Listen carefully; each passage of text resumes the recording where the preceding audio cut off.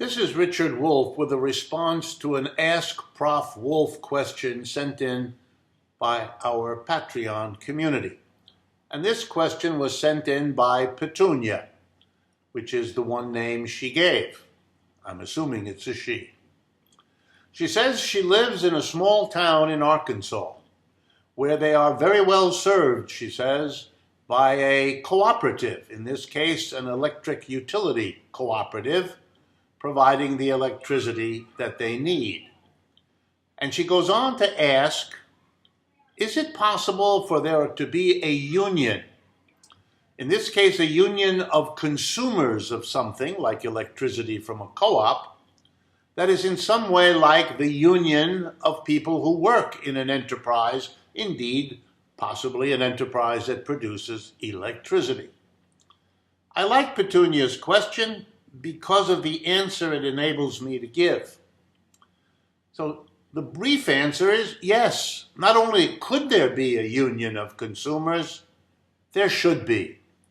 I'm reminded that one of the most successful magazines in America for many, many years now has been Consumer's Report, that was put out by an organization which, at least for much of its history, was known as the Consumers Union. So here'd be the idea, at least as it makes sense to me. Customers of any producer of a good or a service are a natural group that have something in common. They have spent money to acquire the good or the service, and that means they plan on consuming it, making use of it, whether it's food, clothing, shelter, or anything else. And so they have a direct, immediate experience of the quality of what they have just paid to acquire.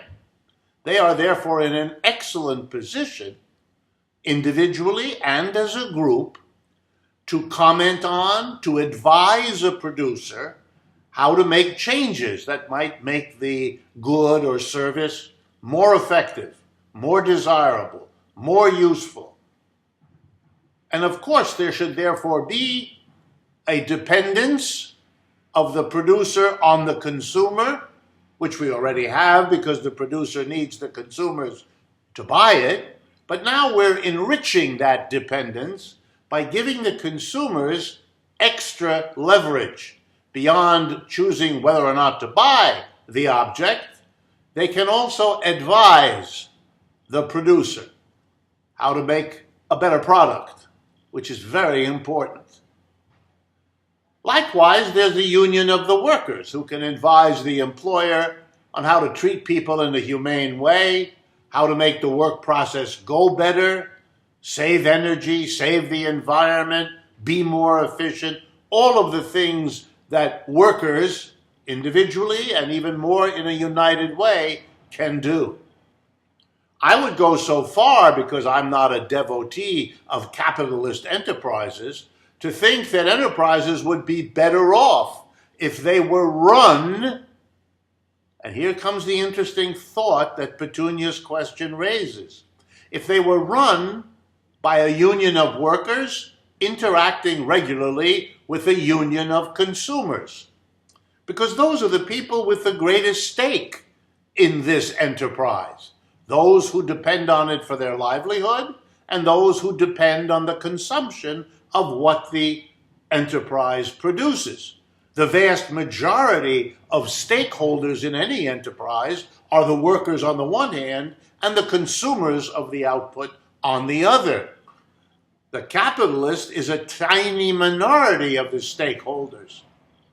And one of the great problems with capitalism is that we allow all the powerful decision-making about enterprises to be made by the tiny minority that is unaccountable to its workers and unaccountable to its consumers beyond getting them, by advertising in every other way, to buy a product even if it falls far short of what it could and should be.